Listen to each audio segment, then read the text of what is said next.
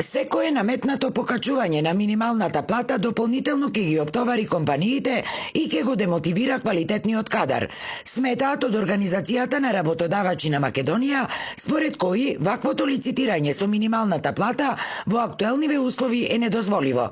Платата мора да го следи растот на продуктивноста и секое наметнато покачување без економска оправданост нема да ги даде посакуваните позитивни ефекти, вели претседателката на ОРАМА Владанка Трајковска. Овдека се зборува за минимална плата, не се зборува за покачување на платата како категорија. Минималната плата може да се движи во моменталните граници и дека со самото тоа што би се направиле корекции во минималната плата би предизвикале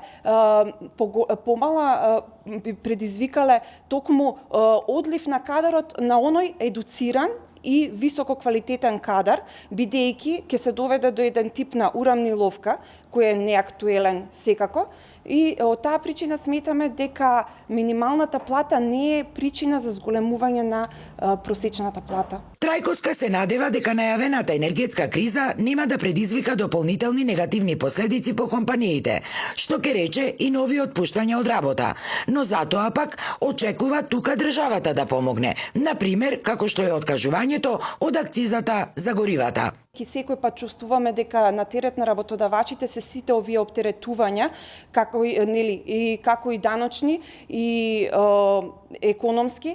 Затоа побаравме владата и институциите кои работат во тој дел да застанат зад стопанството и да превземат одреден товар врз себе, а дел е и акцизата.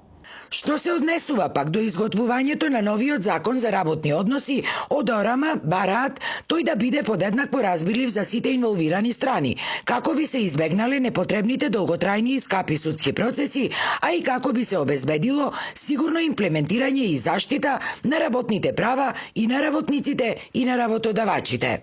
Значи, мора да појдеме од основната премиса на нашиот сегашен закон дека работниот однос е договорен однос. Договорен однос меѓу две страни.